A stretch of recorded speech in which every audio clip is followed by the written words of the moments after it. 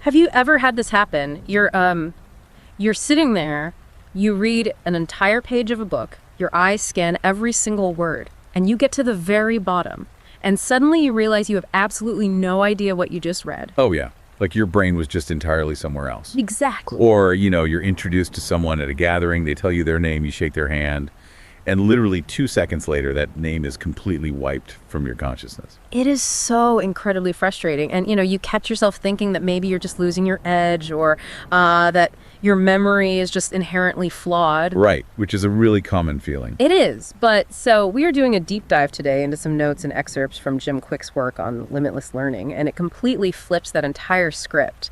Looking through his methodologies, the core takeaway is just incredibly relieving. It really is. The message is basically, your brain is not broken. You were simply never given the operator's manual.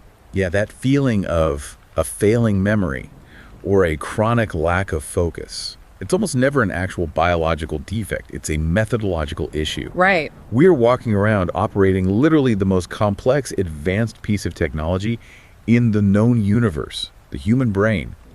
But we're using entirely outdated habits to do it. Right, and to really understand how we upgrade this technology, we kind of have to look at Jim Kwik's own starting point. Because as a child, he actually suffered a severe traumatic head injury. Yeah, a really serious one. And it heavily impaired his focus, his concentration, and his ability to retain information. I mean, it took him years longer than his peers to just learn basic reading skills. One of his teachers even pointed at him and labeled him, quote, the boy with the broken brain.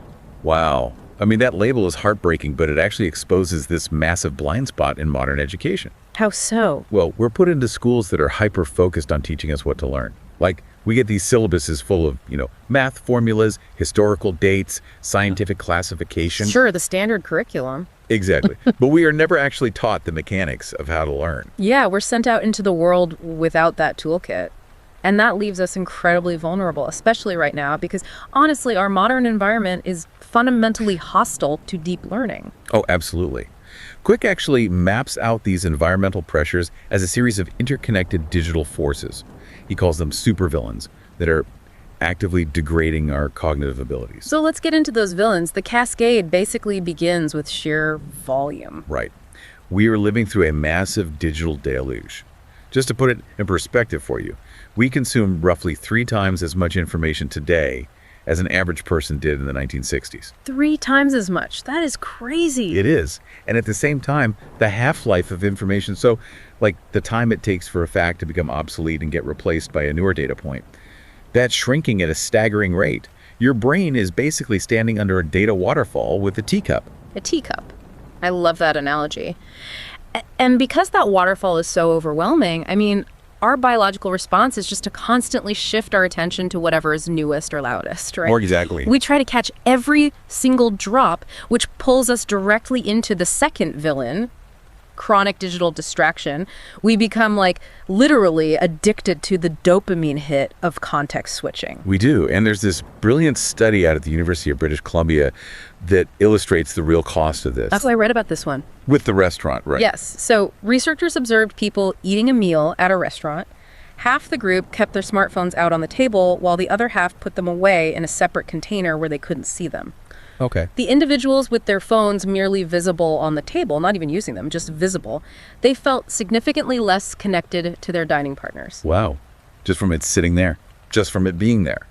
They reported higher levels of distraction. And get this, they actually derive less enjoyment from the food itself.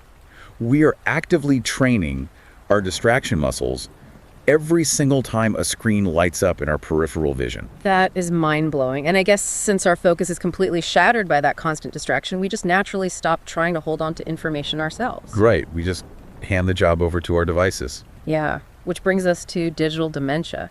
I mean, think about how many phone numbers you knew by heart 15 years ago compared to today. Oh, I used to know dozens.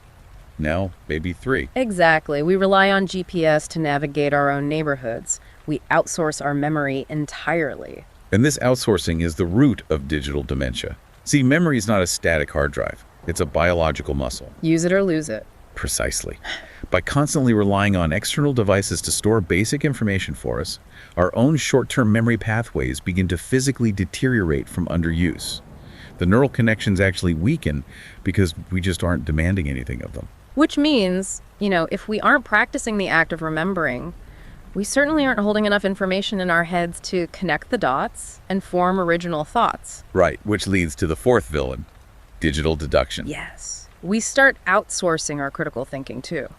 Instead of reasoning through a complex problem, we type a query into a search engine and just adopt the top result as our own conclusion. A UCLA study captured this deterioration perfectly. They had students sit in on a lecture. Half the room was allowed to keep their laptops open to freely search the internet for related topics during the talk. Okay, sounds like a normal college class. Right. But the other half had to keep their laptops closed. And the students who were disconnected, the ones who were forced to actually engage their minds, process the auditory information, and reason through the material themselves, they remembered significantly more of the lecture's core concepts. Okay, but wait. Let me play devil's advocate on this entire narrative for a second. Yeah. If a search engine or an algorithm can fetch a fact or deduce a conclusion in a fraction of a second, why is that inherently a bad thing? I mean, when pocket calculators were invented, people didn't stop doing math. They just moved on to more complex math because they were freed from doing long division by hand. That's a fair point. Right. So if technology is doing the heavy lifting of storing data, shouldn't that theoretically free up our brain space for higher level creativity? Well, the calculator comparison feels logical until we look at how the brain actually maintains its structural integrity. What do you mean? The brain doesn't have a finite storage capacity where you can just delete old files to make room for new ones. It operates strictly on that use it or lose it biological imperative we mentioned. Okay. So when you hand over your memory and your critical deduction to an algorithm, you aren't freeing up space. You're actually signaling to your nervous system that those problem-solving neural pathways are no longer necessary for survival. Oh, wow. So the brain just gets rid of them. Basically, yeah. The brain conserves energy by pruning those unused pathways. So you actually lose the mental agility required to adapt to sudden, complex situations in the real world. The kinds of things a search engine cannot instantly solve for you. Wow. So our modern environment is basically putting our cognitive muscles in a cast, and they are literally atrophying. Exactly. So to reverse that, we need to understand the biological hardware we actually possess and how to force that muscle to grow again. And the sheer capacity of that hardware is difficult to even conceptualize. I mean, you have roughly 86 billion neurons firing together in your brain right now. 86 billion? Yeah. And historically, the scientific consensus was that once you reached a certain point in adulthood, this neural architecture was just locked in place. You play the hand you were dealt. Right. I was definitely taught that in school. Most people were. Yeah. But we now know that is entirely false due to neuroplasticity. The brain has this incredible ability to physically reorganize itself, forge new connections, and alter its own structure based on the demands you place on it. The famous London taxi cab study is like the ultimate proof of this concept, right? Oh, it's a perfect example. Yeah, so for anyone who doesn't know, anyone who wants a license to drive a black cab in London has to pass this brutal test called the knowledge. It's incredibly difficult. It requires memorizing a 10-kilometer radius of Charing Cross Station. We're talking over 25,000 individual streets, thousands of landmarks, the exact traffic flow of every intersection. I mean, it takes years of intense study. Right, and researchers actually put these successful taxi drivers into MRI machines and discovered something profound. Compared to average citizens, the cab drivers had significantly larger, plumper posterior hippocampi. Wait, plumper? Their brains physically got bigger? Yes, that's the specific region of the brain responsible for spatial memory and navigation. They didn't just metaphorically stretch their minds. Their brains physically expanded and generated new gray matter to accommodate that massive cognitive load. That is wild. Here's where it gets really interesting for me, though. If we think of the brain as like a dense, overgrown forest, learning a new skill is like hacking a trail with a machete. Oh, yeah. Very slow, very tiring. Right. The first time is incredibly difficult. But neuroplasticity means that if you keep walking that exact same trail, the brain eventually paves it over with asphalt. You actively build a neural highway. Yeah, biologically, that paving process is called myelination. As you repeat a task or recall a memory, the brain actually wraps those specific neural circuits in a fatty substance called myelin. Okay. It acts just like insulation on an electrical wire, It allows the signals to travel faster and with less energy loss. But constantly paving those new highways, wrapping those circuits, that has to require a massive amount of physical energy. It does. The brain in our skull consumes a totally disproportionate amount of our body's resources. Which brings us to the crucial support system powering this entire operation, the gut, or what is often referred to as our second brain. Yes, the enteric nervous system, or the ENS. And it's not just a clever nickname. It is a literal network of over 100 million nerve cells lining your entire gastrointestinal tract. 100 million. Yeah, and it operates with a staggering level of autonomy and influence over our cognitive state. Because the communication between the gut and the head is incredibly direct, right? We're talking about the vagus nerve acting as a superhighway between the two. Exactly. Researchers at Duke University recently uncovered just how intimate this connection is. They found that enteral endocrine cells inside the gut actually have these foot-like protrusions that look and act remarkably like the synapses in your brain. Wait, synapses in your stomach? Essentially, yes. And these cells use those protrusions to communicate directly to the brainstem in milliseconds. Furthermore, a massive percentage of your body's neurotransmitters, the chemicals that regulate mood, focus, and motivation, like dopamine and serotonin, they're produced in the gut, not the head. See, this completely reframes how we look at diet. If the brain in our head is the city's infrastructure with all those newly paved roads, the brain in our gut is the power grid supplying the electricity. That's a great analogy. Right. So if you feed that power grid highly processed junk, you're going to experience cognitive brownouts, brain fog, a lack of focus. You are literally starving the very system required to build new neural pathways. Absolutely. But, having pristine hardware, like a highly plastic brain and a well-fueled gut, that's really only half the battle. What's the other half? Well, you can have the most powerful computer on Earth, but if the operating system is corrupted by a virus, the machine will still crash. In human terms, that software is our mindset. Mindset. So the boundaries of what we are actually willing to attempt. Exactly. It's the collection of these deeply held beliefs and assumptions we carry about our own intelligence, what we think we deserve, and what is actually possible for us to achieve. And a really powerful way to visualize this corrupted mindset is the concept of learned helplessness. Yes, the elephant analogy. Right. Consider how elephants are trained in captivity. When an elephant is just a baby, trainers tie its leg to this heavy wooden stake driven deep into the ground. The baby pulls and fights, but it simply lacks the physical strength to grit free. It tries and tries, but it just can't. Exactly. So eventually, the animal's brain registers that struggle is futile. It learns to be helpless. But fast forward a few years, and that same elephant is a multi-ton adult capable of uprooting massive trees. Right. Yet it remains tethered to a tiny, flimsy wooden stake. It never even attempts to pull away because the software running in its mind is still operating on the limits it learned as a baby. And humans operate under those exact same invisible tethers. Jim Kwik categorizes these internal limits as BS, meaning belief systems, and LIEs, meaning limited ideas entertained. Limited ideas entertained, I like that. Right. Someone tells you in the 3rd grade that you're bad at math. You entertain that limited idea, and it becomes the stake in the ground for the rest of your life. So how do we actually pull the stake out?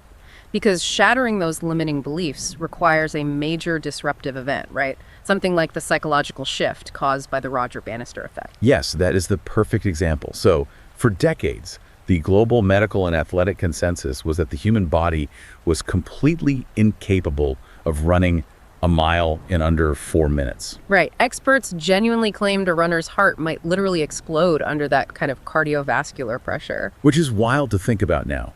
The physical limitation was considered absolute fact. But then, on May 6th, 1954, Roger Bannister crossed the finish line at 3 minutes and 59.4 seconds. And the physical reality of human anatomy did not suddenly evolve overnight. Right. But within just 2 months of Bannister's run, another athlete broke the 4-minute barrier. Yep. And fast forward to today, over 1,400 people have done it. What changed was the software. The collective limiting belief was proven false, and that invisible tether snapped. And Jim Kwik actually experienced his own version of this psychological breakthrough in a diner of all places. Oh yeah, the waitress story. Yes. So he was having dinner with a huge group of family and friends, about 25 people in total. And the waitress approached the table and took every single person's order. We're talking highly specific requests, custom side dishes, dietary substitutions, weird drink orders. A nightmare for a server. Total nightmare. Yeah. She stood there, listened to all 25 orders, and didn't write a single thing down. And for Kwik, someone who grew up believing he had a fundamentally broken brain, watching a waitress effortlessly recall that volume of complex data and deliver the meals perfectly, it was a system shock. It completely shattered his reality. It proved that human cognitive capacity far exceeds the artificial limits we place on ourselves. She basically broke the 4-minute mile of memory right in front of him. Right. So the challenge for all of us listening to this is identifying our own flimsy stakes. Because, a limiting belief doesn't feel like a choice. It just feels like cold, hard reality to us. So how do you actually identify it? You identify that invisible rope by looking at areas in your life where you continually struggle to learn or grow, and just honestly asking yourself if your failure is truly a biological limitation or simply a lack of an effective method. Well, let's move directly into that method then. Once you recognize the rope is an illusion and you have this incredible neuroplastic hardware, you need the actual operator's manual to start building those neural highways. Exactly. But we have to start by addressing the default way humans lose information first, right? Which is dictated by the forgetting curve. Yeah, the forgetting curve was pioneered by psychologist Hermann Ebbinghaus. Oh. And it illustrates the biological reality of how rapidly our brains discard new data. Ebbinghaus demonstrated that within a single hour of learning something new, we lose about 50% of that information. 50% in 1 hour. Yep. And within 24 hours, an average of 70% of the data is completely gone from our conscious memory. Because the brain is essentially aggressively pruning information, it deems irrelevant just to save energy. So if you sit at your desk and study a complex report for 4 hours straight without a break, you're basically pouring premium fuel into a tank with a massive hole at the bottom. Which is where the Pomodoro technique becomes essential. It involves focusing intensely on a single task for 25 minutes, followed by a mandatory 5-minute break. Right. And the biological mechanism making this work relies on the psychological phenomena of primacy and recency. Okay, break down how those two effects manipulate the brain's retention. Well, primacy dictates that your brain is highly attuned to remember whatever happens at the very beginning of a learning session. Recency means you're equally likely to retain the information absorbed right at the very end. Oh, I see. Right. So the middle portion of any continuous session is a dead zone where the vast majority of information is just lost. If you read a book for 3 continuous hours, you have only one beginning and one ending. But by chopping your learning into 25-minute blocks with 5-minute breaks, you artificially manufacture multiple beginnings and multiple endings. Exactly. You're maximizing the periods where your brain is most receptive. That sounds great in a laboratory, but in the real world, trying to focus for 25 minutes usually involves getting pinged by an email or a Slack message every 3 minutes. Very true. Time management is useless without a framework for how to actually direct our attention within those 25 minutes. Which brings us to Kwik's faster method, FASTER. Right. And the first step is actually pretty counterintuitive.